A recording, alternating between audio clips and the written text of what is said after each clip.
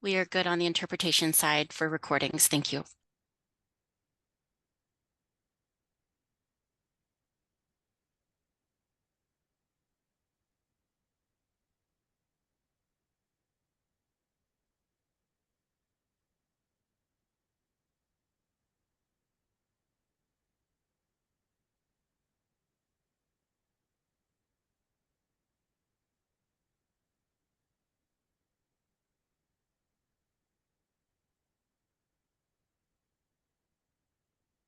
Hello, everyone. We're going to get started in a minute or so. Just give people a chance to log on.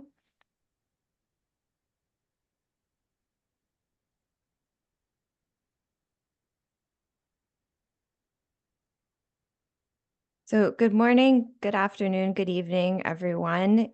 Buenos My días, name buenas tardes, buenas noches. Mi nombre es Nicole Pitroskit, soy especialista en estadística y monitoreo en la sección de analítica de UNICEF en New York. Antes de comenzar, ofrecemos interpretación simultánea en árabe, francés y español. Pueden acceder a estos diferentes canales usando el icono del globo en la base.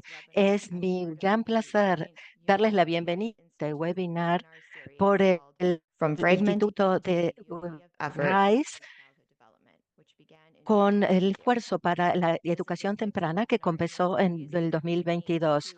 Este webinario quiere informar y apoyar a los especialistas para identificar las necesidades de datos y darles la capacidad para planificar las necesidades que tengan en los sistemas de información. Esto es los indicadores de los OCDE y también los indicadores nacionales. En este webinario vamos a comenzar con el rol de las herramientas informáticas para los niños y para las familias y como un componente esencial de los sistemas de recolección de datos nacionales. Quiero presentar a Emily Vargas Baron, directora de la ejecutiva del director RISE. Emily, le paso la palabra. Gracias, Nicole. La doctora Holly Hicks Moyle es una especialista principal en las intervenciones de la infancia temprana en el mundo. También es una profesora adjunta en la Universidad de Portland del estado de Oregon. Es una graduada, se ha especializado en las intervenciones en la primera infancia. Holly también hace investigaciones y contribuye al campo a través de la capacitación y el apoyo técnico. Ha trabajado en sistemas de la primera infancia en países de Europa y en el Medio Oriente, y también se ha capacitado y se ha consultado sobre SD y SA en más de 16 países por más de 2 décadas. Nuestro segundo presentador es mi pediatra más favorito y van a ver por qué. El doctor Kevin Marks es un pediatra, también tiene un PhD en salud pública y ha trabajado por muchos años como pediátrico general en el Peace Health Medical Group en Oregon, en Estados Unidos. En este momento está trabajando como médico en el Potsdam University Hospital en Dinamarca, donde vive. Hace investigación clínicas y se focaliza en el desarrollo y en la evaluación socioemocional de los niños de 0 a 5 años, y es un especialista en nuestro tema. También mira los aspectos psicosociales de los niños y los adolescentes que tienen diabetes tipo 1. Ha hecho muchas investigaciones en la evaluación de desarrollo y nos vamos a beneficiar con sus conocimientos. Holly, ¿quisieras hacer la primera presentación? Muchas gracias, Emily. Y gracias a todos por estar hoy con nosotros. Me voy a focalizar en las herramientas de evaluación generales. Estas herramientas cubren múltiples ámbitos del desarrollo como motriz, comunicación y destrezas adaptativas. Se las completa un padre o un guardián o alguien que tenga más capacitación. Las herramientas de evaluación deben tener suficiente evidencia, confiabilidad, validez y tener cortes psicométricos sólidos como muestra normativa. Ac- Hoy voy a focalizarme en la necesidad de suficiente evidencia para justificar el uso de una herramienta. En esta diapositiva espero mostrarles que la evaluación puede usarse en todos los sistemas que interactúen con los lactantes y con los niños pequeños. La implementación universal de las herramientas de evaluación tienen intervalos de edad que nos da gran información a a los profesionales de la salud para monitorear el desarrollo. Esta herramienta puede completar la clínica o una visita domiciliaria. Los educadores también usan estas herramientas de evaluación después de que un niño comienza con un programa de evaluación en la edad temprana. También pueden usarlas a mitad de año y al final para comprender cómo los grupos están evolucionando. Por ejemplo, cuando un niño está involucrado con la protección de un niño, la evaluación puede darse en colaboración con el médico del niño para documentar el desarrollo del niño. Hay equipos de visitas domiciliarias que pueden también hacer la evaluación inicial y luego apoyar la transición del niño a la educación, compartiendo los resultados a través de una conferencia con la familia. Esto pueden usarlos los países. Próxima diapositiva. Los niños cuyos desarrollo es y significativamente diferentes se pueden identificar, pero también puede pasar inadvertido con una herramienta estandarizada de evaluación.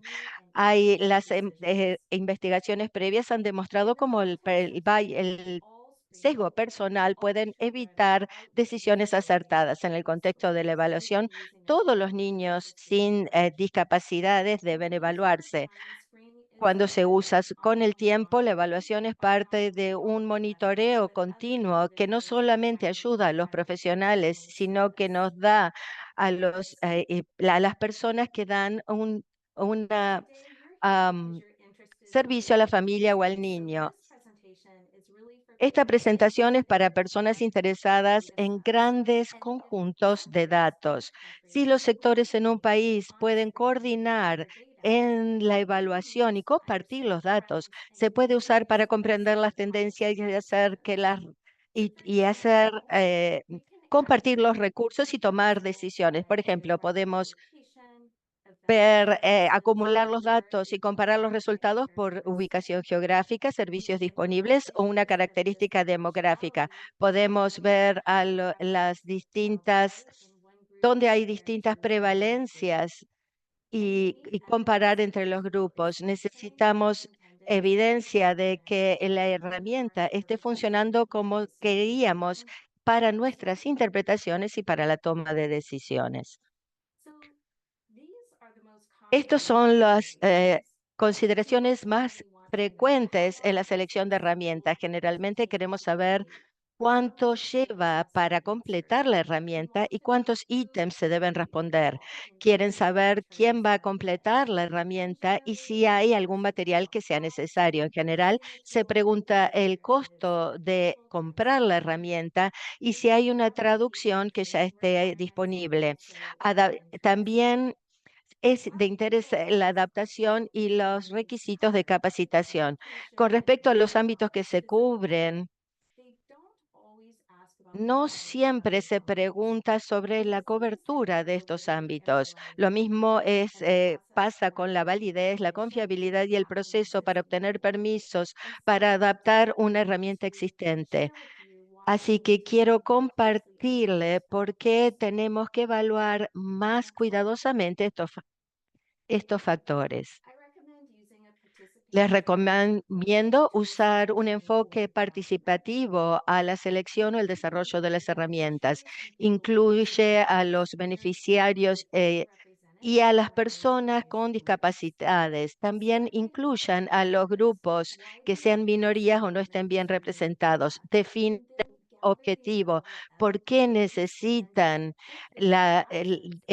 datos de evaluación de desarrollo, reúnan la evidencia disponible. La ausencia de evidencia es importante destacar.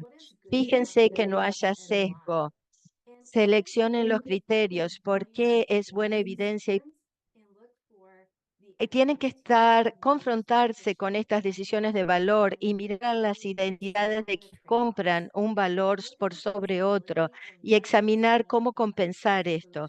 Fijarse de la disponibilidad de lo que el equipo propone a corto y a largo plazo. La evidencia es información y esta información tiene un impacto en nuestras decisiones. Y tenemos que cuestionarnos la evidencia disponible. Cuando nos apuran para seleccionar o desarrollar una herramienta de evaluación, podemos sacrificar pasos necesarios para ayudarnos a tomar una decisión más informada y con menos sesgo. En su centro, la selección o la creación de la herramienta es trabajo de medición. La validez es fundamental, pero sigue no entendiéndose bien por muchas personas que activamente participan en el trabajo o incluso por otras personas.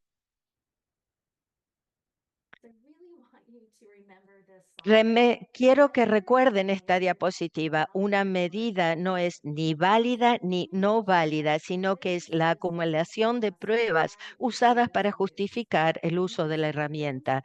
Esta evidencia es específica a cada contexto. La evidencia no viaja a nuevos territorios. No puedo reunir evidencia en un país y decir que automáticamente se aplica a todos los países. En los trabajos publicados, una teoría unificada de la validez se está recomendando y esto comienza con establecer el objetivo de la herramienta. Luego reunimos información sobre diferentes aspectos de la validez. Esto es un proceso iterativo a medida que ganamos más datos con el correr del tiempo. Tenemos muchas formas de validez. En la validez de contenido tiene que ver con la representación de un constructo de interés. ¿De dónde viene el contenido? Hay algunos ítems de otras herramientas. ¿Qué es lo que se sabe de esas herramientas? Más que mirar solamente la traducción, tenemos que comprender que si un ítem es importante y comprendido, el ítem funciona como se previó. Si las personas involucradas en la selección o el desarrollo del ítem no son representativas de la población, incluidos los grupos no representados suficientemente, quizás la herramienta no funcione como se previó. Las personas que representan disciplinas múltiples deben también incluirse en el proceso. También queremos mirar cuál es el proceso de respuesta. Las personas con características específicas quizás respondan diferentes a los ítems basados en su educación y las experiencias. Por ejemplo, una comunidad quizás crea que tienen más acceso a recursos si se demora el desarrollo de un niño. Otra comunidad quizás esté preocupada por informar sobre la protección de los niños. Un médico privado quizás se preocupe si va a perder pacientes, si les pregunta, si les pide a los padres que completen una herramienta de evaluación, porque puede mostrar un retraso en algunos contextos. Las observaciones pueden ser más adecuadas que a preguntarle al niño o a un adulto. Al reunir diferentes formas de evidencia, podemos identificar adaptaciones importantes como agregar visuales o crear una versión oral para mejorar la herramienta. Estos son todos ejemplos reales.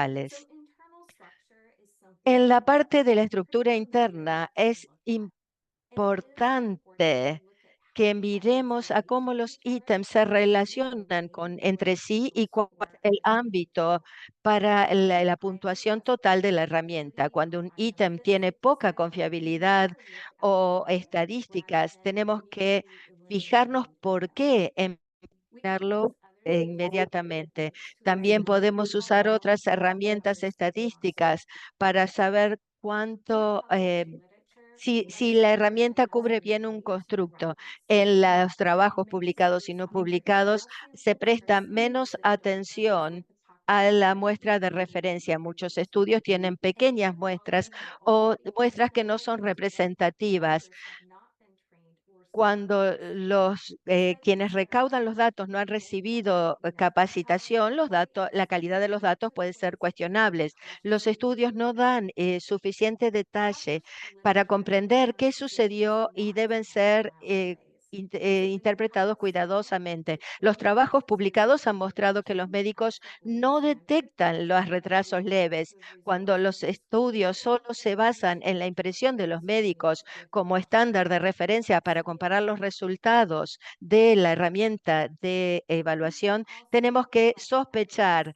También podemos reunir información sobre otras variables. Si hay herramientas de evaluación con suficiente validez en un país, podemos mirar a la relación entre la herramienta de evaluación y esa medida. También podemos ver las variables asociadas con el retraso de desarrollo. Es el cuerpo total de la evidencia acumulada que apoya la validez de un argumento. También tenemos que evaluar las consecuencias. Nuestras palabras y acciones tienen consecuencias inmediatas para las familias y los niños.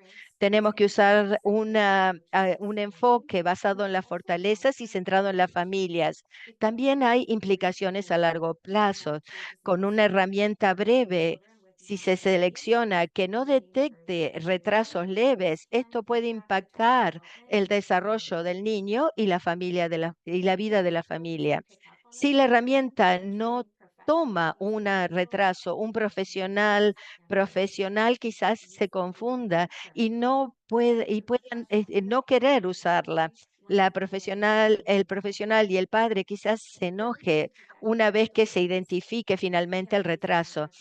No detectar una demora tempranamente puede poner una carga financiera en la educación, la salud y en los sistemas de apoyo. Lo que comenzó como un retraso leve puede volverse más pronunciado e implicar áreas múltiples de desarrollo.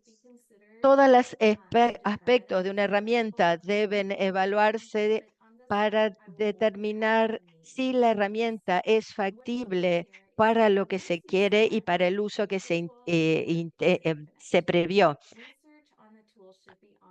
La investigación sobre una herramienta debe ser continua. Una herramienta debe actualizarse al menos cada 10 años. Hay otros costos involucrados con el mantenimiento y otros factores de viabilidad. Una herramienta publicada puede tener un costo inicial, pero requerir costos limitados para capacitación y mantenimiento. Mientras la herramienta esté en un dominio público, puede cobrar un pequeño cargo. Cuando evaluemos una herramienta, fíjense a toda la totalidad de los materiales disponibles. Hay una guía de usuario, hay distintos documentos para apoyar a los usuarios nuevos de diferentes sectores. Voy a cerrar con estos mal errores de concepciones y recomendaciones. No hay un solo estudio que nos dé una herramienta válida.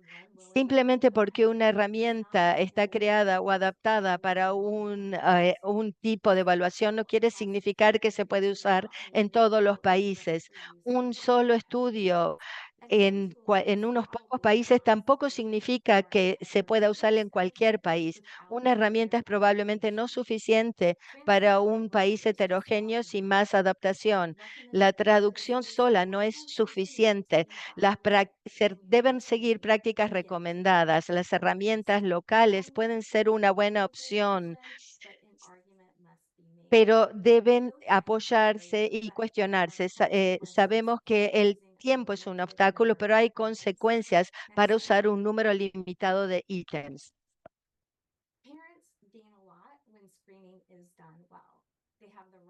Aquí lo que sucede cuando las evaluaciones se han hecho bien. En la literatura publicada también tenemos, nos dicen que las herramientas también requieren ciertas habilidades en estos informes. En los individuos capacitados se pueden implementar estas herramientas. Este tipo de evaluación también apoya la conversación, la toma de decisiones y identifica distintas fortalezas. En estas herramientas hay distintos ítems que pueden preocupar a los padres, distintas herramientas, pero sirve todo para tener una visión más holística. Esto también puede resultar en una mejor eficiencia en las conversaciones con los padres y también dejar de lado cualquier preocupación con la eficiencia. Pero también los resultados se ven en la comunicación y en las decisiones que se toman junto a los padres. Y mi última diapositiva tiene que ver con algunas recomendaciones que quiero dejarles. Para cualquier herramienta, es importante ver todas las pruebas disponibles. Esto tiene que ver, analizar la cualidad de los artículos publicados, la calidad de estos artículos revisados, de la revista, el año de la publicación, también observar el conflicto de interés que puede estar presente, recolectarlos, quién recolectó los datos, cómo se analizó, todo lo que tiene que ver con este tipo de herramientas.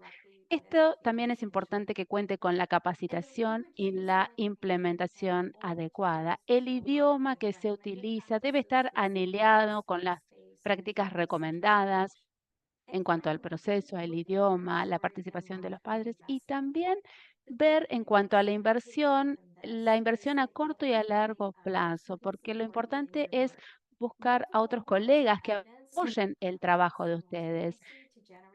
Hay distintos modos, múltiples modos de recolectar los datos y también es importante para que ustedes se sientan más confiados cuando analicen toda esta información. Así que muchísimas gracias. Con esto termino mi presentación. Si tienen alguna pregunta, por supuesto quedo disponible para cualquier inquietud. Muchísimas gracias por esta presentación tan útil, tan completa. Bueno, le damos la palabra a Kevin Marks. Sí, tengo he dividido mi presentación en 4 partes. La primera parte, la implementación más general. La segunda parte, la evaluación y el monitoreo, la vigilancia. A mí me gusta el término monitoreo o supervisión. La tercera parte de mi presentación tiene que ver con cómo interpretamos estos resultados en cuanto a la evidencia y a nuestra experiencia. Y la cuarta parte de mi presentación, en esta parte voy a hablar un poco de la mejora de de la calidad. Vamos a la siguiente diapositiva. El primer punto, ¿importa la implementación? Sí, porque no se trata solo de las herramientas, sino de cómo uno las usa. Tenemos este tipo de herramientas que vamos a hablar hoy. El objetivo de estas es tratar de ver si hay algún tipo de de retraso en el desarrollo. Nuestro objetivo es detectar un gran, amplio rango de este tipo de cuestiones y para esto utilizamos algunos cuestionarios para ayudarnos en esta tarea que trabajan en distintos ámbitos, como aspectos emocionales o autismo. La siguiente diapositiva. Entonces, el propósito. Quiero enfatizar que el proceso no es solamente categorizar a los niños en distintos niveles de riesgo, bajo, moderado o alto. También se trata de conversar con los padres, desarrollar este tipo de relaciones con las familias a lo largo del tiempo, hablar de estos hitos que surgen quizás a una edad temprana o si se dan en una etapa posterior. Nosotros queremos celebrar e- e- esta relación entre los padres, los niños, los pediatras, utilizando un enfoque basado en estas herramientas. Entonces, ¿qué tenemos que hacer? Tenemos que planificar el proceso, armar un equipo. Todos tienen un rol diferente que tienen que cumplir. Una vez que planificamos este proceso, se puede hacer en la consulta médica, en la clínica, pero es importante delinearlo previamente, asegurarnos de que todos sepan cuál es el objetivo que tienen en este sentido. La siguiente diapositiva. Aquí les voy a dar un ejemplo del entorno médico donde yo trabajo. El primer paso es asignar una consulta médica. Es importante al realizar esta cita, recuerden que estamos hablando de un equipo y cada uno de los miembros de este equipo tienen que saber cuál es su rol, la importancia y si pueden, sería lo fantástico que completen este formulario en un dispositivo móvil, en una aplicación. Es muy importante una semana antes de la consulta médica y que cuando completen este cuestionario nos lo hagan saber porque tenemos una metodología sobre cómo abordarlo en el caso de que necesiten algún tipo de apoyo por cuestiones probablemente de alfabetización. Entonces, el segundo paso, el padre ya ha completado este cuestionario. Entonces, cuando lo han completado, ¿cuáles son las ventajas de haber completado este cuestionario? Van a ver los distintos entornos, los distintos ámbitos y tienen que observar a su niño o niña en distintas cuestiones, hitos específicos, cara a cara. Esto también promueve el ida y vuelta entre padre e hijo, esta interacción tan importante que, según los neurocientíficos, promueve el aprendizaje del desarrollo. Entonces, estas herramientas de evaluación tienen un rol, pero también es importante involucrar a los padres. La siguiente diapositiva. Quiero enfatizar este punto, que cuando hacemos la evaluación, hay un proceso de un chequeo doble antes de asignar la puntuación. Esto se hace en una app, se hace de manera automática, pero una pregunta que debemos hacernos como profesionales de salud. ¿Quién completó esta herramienta? ¿Fue mamá, papá, algún tutor? Eh, ¿Ha tenido algún problema de alfabetización el padre? ¿El intervalo de la edad está correcto? ¿La versión del idioma, la traducción, cuál se utilizó? Es importante tener todas estas preguntas en cuenta antes de entregar hacer la puntuación. Cuando vamos a asignar la puntuación, se puede hacer con lápiz y papel. Esto proceso es muy directo, muy simple. Si les genera algún tipo de confusión, cómo se debe puntuar, cómo se debe interpretar, por qué es complicado, hay una manera de hacerlo y de ayudarlos. Si lo hacen online, antes de la visita, utilizando alguna tablet o una aplicación, se debe usar la versión del idioma más óptima, teniendo en cuenta el idioma correcto, el intervalo de la edad, y esto se ajusta de manera automática en cuanto a la edad de los bebés prematuros. Se ajusta la edad hasta menores de 2 años. Entonces, quizás al realizarlo previamente a a la consulta médica, le da un cierto más grado de confiabilidad. Esto también nos ahorra, es sustentable, nos ahorra un papeleo. Con el tiempo vemos que los datos que generan son mejores en cuanto a la calidad. También me encanta el hecho de que estos programas online nos pueden enviar, nos hacen actividades, son en sí actividades de aprendizaje porque también promueven este tipo de capacidades. La siguiente diapositiva. Quiero hablar de esto. Hay muchos escépticos, ¿no? En cuanto a la evaluación. Muchas personas favorecen estas intervenciones en la edad temprana, pero vamos a pasar ahora a la siguiente diapositiva.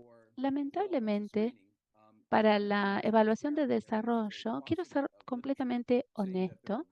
Hay muchísima literatura que dice que hay estudios aleatorizados eh, controlados, como vemos, los que están no longitudinales y los longitudinales en distintos tipos de población. ¿Esto qué quiere decir? No que no estamos haciendo las cosas bien, sino que en las últimas 2 o 3 décadas esto se ha ido dando y hemos ido recolectando cada vez más y más datos para el desarrollo, las evaluaciones de desarrollo. Acá hay un estudio que se realizó, un estudio aleatorizado controlado para que involucró 4 consultorios. Uno hizo un examen físico, tomó una decisión. Otro estudio hizo una evaluación sin ningún tipo de soporte administrativo. Y en el tercer brazo de este estudio se hizo la evaluación con el soporte administrativo para poder evaluar al niño. Y se pudieron detectar también algunos problemas, algunos retrasos en la motricidad. Y lo que se descubrió es que los 2 brazos de este estudio, donde se hizo la evaluación en que se utilizó el formulario ASQ, se pudieron también utilizar otras herramientas de detección, específicamente desde el autismo, como el MChat. Y lo que arrojó este estudio es que estas detecciones tempranas pudieron generar que al niño o la niña se lo derivara para otra consulta también en una etapa temprana. La siguiente diapositiva. Otro estudio que realicé con una de mis copresentadoras, Hicks Small, se hizo durante 1 año y medio en distintas prácticas con un gran número de pacientes. Involucró a 1.428 cuidadores y niños que ya fueron identificados con algún tipo de retraso o trastorno y ya recibieron, los que tenían algún tipo de retraso fueron excluidos del estudio. Entonces, hubo 20 personas, 20 profesionales de la salud, 18 eran pediátricos certificados por la Junta y 2 enfermeras profesionales. Entonces, este se hizo en niños de 12 a 24 meses en la práctica pediátrica. Y se utilizó un formulario, el formulario PET, para realizar este estudio y tuvieron que completar cada una de las partes de este formulario. Y este estudio era ciego para los que tomaban el resultado. Entonces, lo que descubrió este estudio que hubo un aumento de 5 a 6 veces en las derivaciones de las intervenciones en la edad temprana, en los 12 meses, y también un aumento de 2 veces a los 24 meses. También descubrimos que hubo una mejora en la calidad en este sentido que condujo a que los pediatras en el tiempo iban a tener que disminuir sus umbrales. ¿Qué es esto? Quería asegurarme de que las personas comprendieran qué es.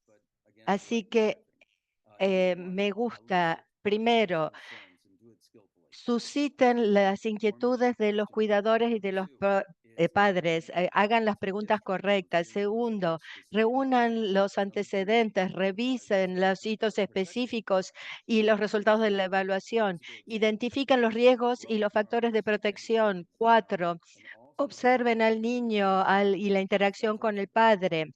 Esto es muy importante. Quinto, cuando un pediatra o un médico hace una orientación anticipada con respecto al bienestar y están viendo las reacciones de los padres con respecto a lo que ustedes les dicen, y también están reuniendo entonces conocimientos.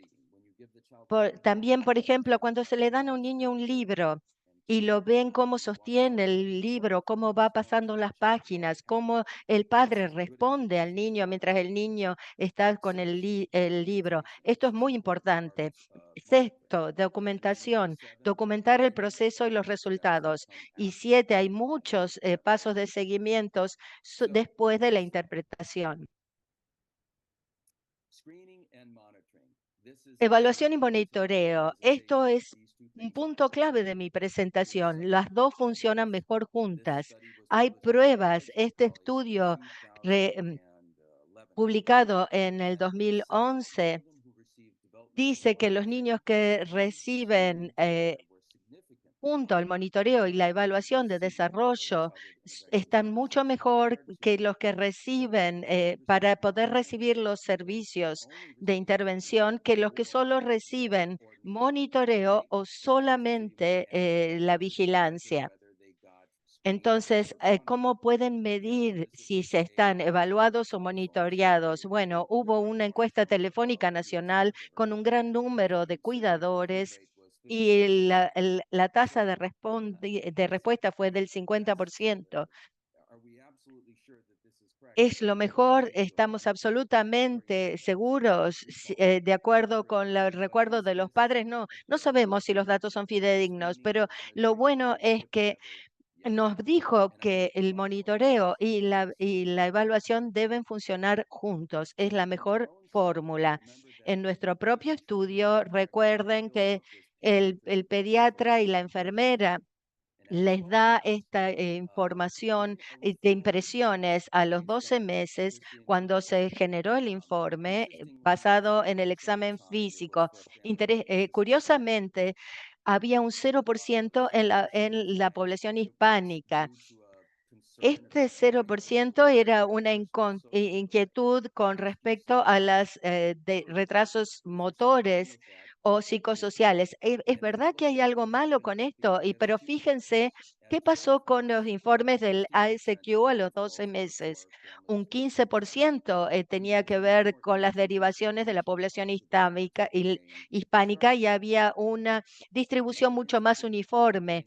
Otro curiosidad es que el pediatra o la enfermera tenía un mayor porcentaje de derivaciones para las familias que tenían Medicaid de bajos ingresos.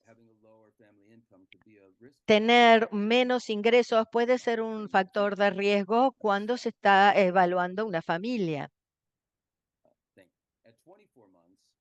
A los 24 meses, nuevamente, patrones curiosos. Quiero señalar que a los 24 meses, el 96% de las derivaciones de los pediatras y las enfermeras tenían que ver con retrasos en el ámbito de la comunicación y cero para retrasos en la motricidad gruesa. Fíjense en el ASQ, 56%, 60% fueron para retrasos de comunicación y mejor distribución para la motricidad gruesa con un 6%. Entonces, esto es interesante. Sin la evaluación del ASQ, 58% de los niños, es decir, 62 niños y familias no hubiesen sido derivados a una agencia de intervenciones tempranas basado solamente en la vigilancia o el monitoreo. Los pediatras cuando hicieron derivaciones, el 92% de las evaluaciones de seguimientos dijeron que sí, que pasaba. Cuando un pediatra detecta un problema, dice que sí. Generalmente tiene razón. Cuando el ASQ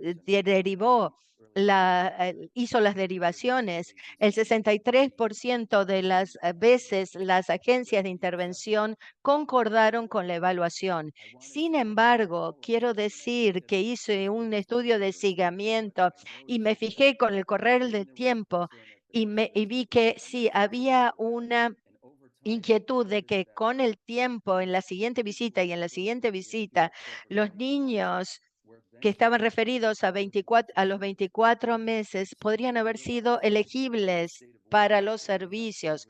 Me di cuenta que en el estado de Oregon quizás tuvieran requisitos muy estrictos para la elegibilidad y puse mi opinión de que quizás más de estos niños que habían sido derivados debían haber recibido servicios más tempranamente. Lo interesante cuando se usan las dos sistemas de evaluación y el ASQ juntos, hubo un 100% de concordancia con las evaluaciones de seguimiento.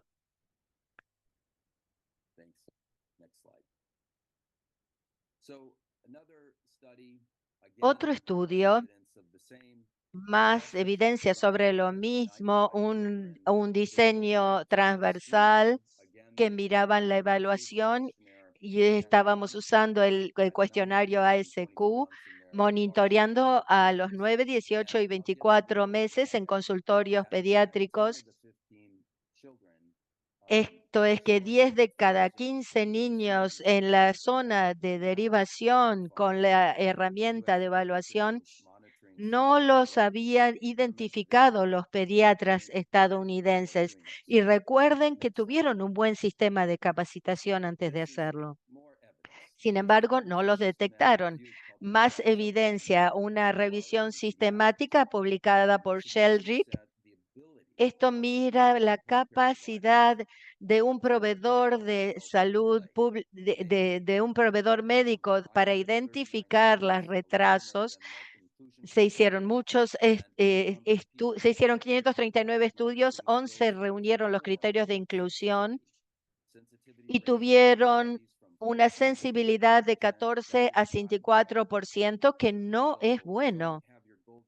Así que no lo tengan como un estándar de referencia en la sensibilidad del pediatra basado en una visita. La especificidad realmente fue muy buena, de 69 a un 100%. Cuando identifican un problema, en general están en lo correcto. Hubo otro estudio de valores atípicos que reportó una sensibilidad de 85% y una especificidad del 61% con los mismos patrones. Quiero revisar aquí. Lo primero, la evaluación mejora la detección de los lactantes más pequeños con respecto a los niños un poquito más grandes. Número dos, la evaluación mejoró la detección de diferentes atrasos y en ámbitos de sospecha, especialmente en lo personal social, en la resolución de problemas y la motricidad fina. La evaluación generalmente ayuda a detectar mejor las sospechas de retrasos leves, que quizás hayan sido mejores respuestas para los servicios de intervención temprana que con un retraso muy marcado. El 4 es que la evaluación compensa por la pobre sensibilidad de un pediatra y mejora el monitoreo puede mejorar la especificidad subóptima de una herramienta. O sea, nuevamente monitoreo y evaluación juntos.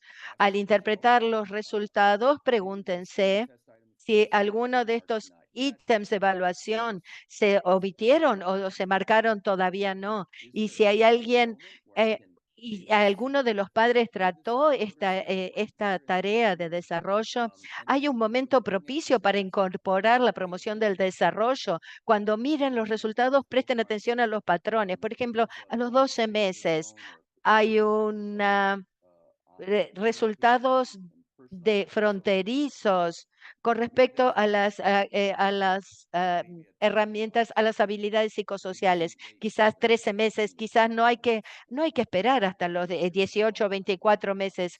Hay que estar seguro y fijarse en los patrones para detectar el problema de desarrollo de un niño. Quiero hablar sobre esperar y mirar con respecto a los retrasos omitidos. Esperar y mirar un retraso es cuestionable o demorado, basado en la impresión del pediatra o el ASQ, que recomendó una derivación, y luego la agencia dijo que había un retraso diagnosticable o una afección con riesgo suficiente a monitoreo. Un retraso omitido es típico, está marcado como que le parecía bien a un pediatra. El ASQ recomienda una derivación y luego la agencia encuentra un retraso diagnosticable, una condición de riesgo que necesita monitoreo. En nuestro estudio encontramos que había más retrasos omitidos a los 24 meses y un mayor porcentaje de retrasos no detectados a los 12 meses. Cuando vemos a la información demográfica, estos patrones no estaban explicados por factores sociodemográficos. Hablando de los próximos pasos, quiero compartir un estudio cualitativo con respecto a grupos focales, y lo que encontramos es que la mayoría de las madres prefieran que se usen un lenguaje que no sea alarmante, que les digan las cosas con más dulzura, pero hay un porcentaje más pequeño de madres que realmente prefieren que les hablen directamente, decirle exactamente qué es lo que muestra la herramienta de detección, de evaluación. Si hay un retraso, por ejemplo, del habla, yo lo que siento es primero tienen que alabar las áreas de fortaleza, celebrar los hitos logrados y luego hablar de las sospechas que tengan en los desafíos. No hablen de etiquetas. Una herramienta de evaluación no es de diagnóstico. Tengan mucho cuidado con palabras como pasó o no pasó, aprobó o reprobó una prueba. Esto no me parece bien cuando hablo con los padres. Tengan en cuenta el contexto cultural y no usen un enfoque de esperar y ver. Cuando hablamos de los próximos pasos, pueden hacer muy buen trabajo, comunicarse muy bien, y aún así un gran porcentaje de familias que tengan niños con una inquietud de desarrollo quizás no estén vinculados a estos servicios de intervención temprana, porque quizás haya mucho que esté sucediendo en la vida. Hay muchos otros factores que son prioritarios para ellos, así que es difícil que puedan hacer un seguimiento. Este estudio de Nelson y sus colegas apunta a la cuidadosa coordinación que puede aumentar el número de niños que se atiende. Fue un estudio aleatorizado y se basó que en encuestas hechas por teléfono usaron diferentes herramientas de evaluación para el desarrollo, pero la coordinación estrecha realmente fue fundamental para aumentar el número de niños que recibía servicios. La mejora de la calidad. Digamos que el plan como médicos es que esto no alargue las visitas del niño sano, 15, 20 minutos, y que no dañe la entrega de un tipo de guía anticipatoria. Entonces, otro paso, primero planificar, luego realizar, luego estudiar. Esto tiene que ver en cómo afecta la evaluación, la duración de las visitas del niño sano, cómo afecta las tasas de satisfacción de los padres. Y luego uno tiene que actuar, implementar un plan. La siguiente diapositiva. Entonces, hay un estudio acerca de esta pregunta, si hay suficiente tiempo. Luego de implementar una herramienta en particular que se llama PITS, se determinó que no se alargaban, sino que se acortaban en 2 o 3 minutos las visitas al médico. Entonces, en realidad, la evaluación puede lograr que esta visita sea más eficaz, dejando de lado algunas de las preocupaciones también o abordando las preocupaciones de los padres. básicamente hablando de los siguientes pasos, porque esto puede llevar a unas mejores conversaciones. También sabemos que esto involucra a un gran porcentaje de padres que hablaron de sus preocupaciones y en torno a este estudio. También debemos comentar que no se descubrió ningún cambio significativo en cuanto a los que los padres informaron al recibir una guía anticipatoria. Entonces, se hace este ciclo PDSA que vimos anteriormente. Aquí ven otro ejemplo de la mejora en la calidad. Nuestra comunidad, en nuestro país, en nuestro país sabemos que hay distintos idiomas. El entorno es básicamente urbano, pero también esto incluye un gran rango de niveles de alfabetización. Entonces, aquí tenemos un sistema de apoyo computarizado. La pregunta del estudio en esta instancia es en los niños de 0 a 5 años. ¿Cuál fue el monitoreo de estos niños en la etapa previa o posterior a la implementación? La siguiente diapositiva. Hay otro estudio que también responde este cuestionario esta pregunta PDSA. Este estudio se hizo en el 2014. Realmente disfruté muchísimo de este estudio. Fue en torno al uso de una asistencia a la toma de decisiones, una asistencia informatizada, y también los niños que se evaluaron entre 9, 18 y 30 meses. Lo interesante acerca de esta intervención es que también mejoró la supervisión del desarrollo, porque se les hacían preguntas acerca de las preocupaciones de los padres y también se vio una mejora en las capacidades para la supervisión.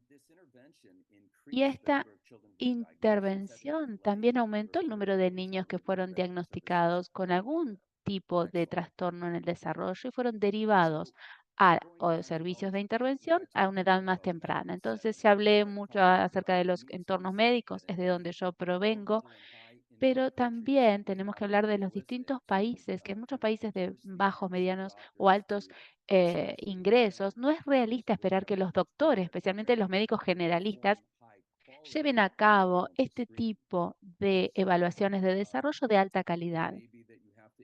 Entonces, quizás se tiene que implementar esta evaluación en un entorno particular, pero al realizarlo, es muy importante cómo se lleva a cabo, es importante realizarlo bien. Yo estoy en Dinamarca en este momento y los médicos generales no están probablemente listos para realizar este tipo de evaluaciones.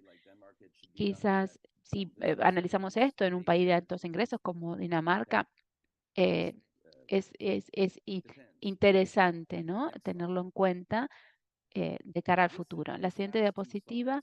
Estas últimas dos diapositivas es para que tengan una idea general de todo esto. Ya hablamos de varios de estos aspectos, Holly en particular. Hablamos cuál era nuestro objetivo, pero quiero resaltar que también tenemos que pensar a los objetivos de calidad. Cuando hacemos esta evaluación, tiene que ser seguro, eficaz, centrado en el padre y el paciente, oportuno, eficiente y también igualitario. Uno no debe quitarles a los niños y a las familias la oportunidad de acceder a servicios de intervención tempranos. Tenemos que implementar esto a nivel de sistema. Cuando lo implementamos, esta evaluación, la supervisión, lo debemos hacer con este ciclo PDSA que vimos anteriormente. La siguiente diapositiva.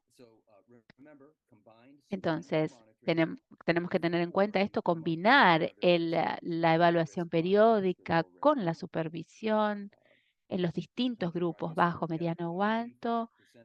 En el 85% de los casos, los niños están en el grupo de bajo riesgo, pero es muy importante comunicar comunicarse con las organizaciones que hacen este tipo de intervenciones en la edad más temprana. Y tiene que ser una comunicación de 2 vías, una ida y vuelta, también con el consentimiento de los padres.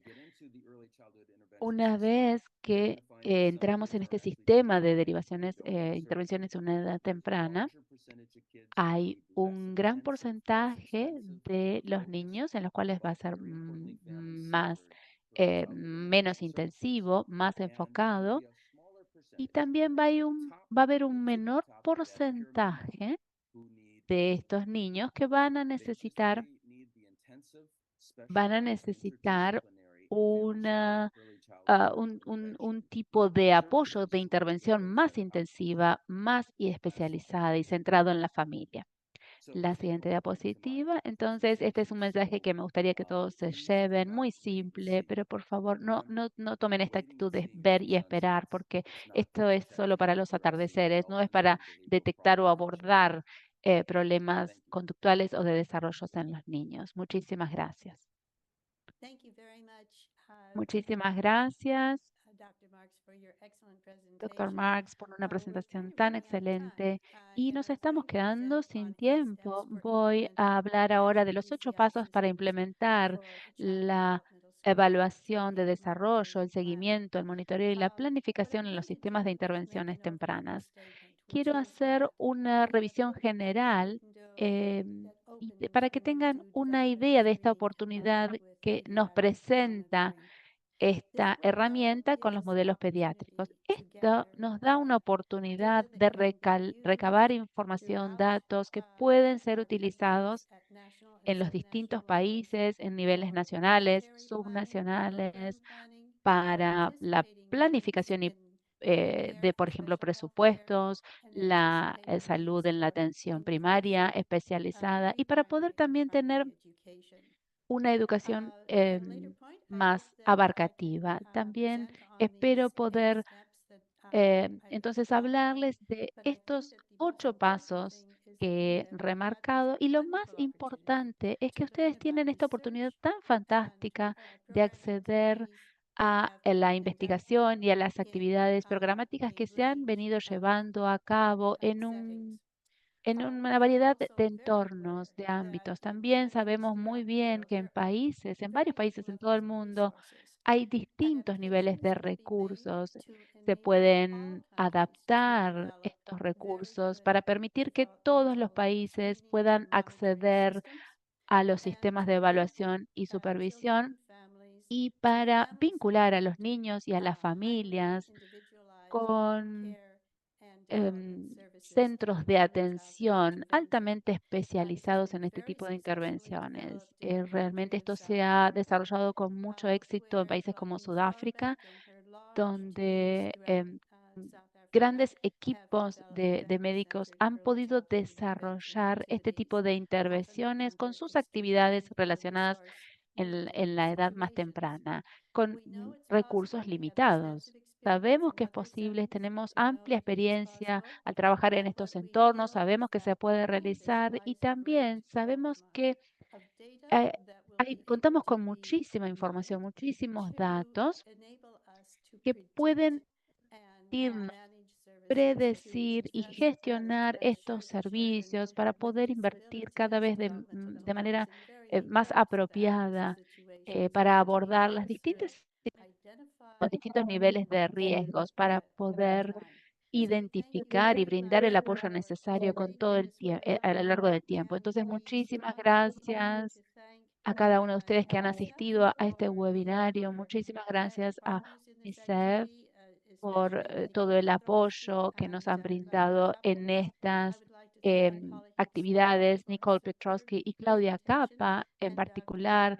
Quiero agradecerles a cada uno de los presentadores por su excelente participación en el webinario de hoy y realmente creo que vamos a seguir trabajando juntos. Les deseo a todos que tengan un fantástico día y muchísimas gracias nuevamente por participar. Ha sido un placer contar con ustedes. Muchísimas gracias.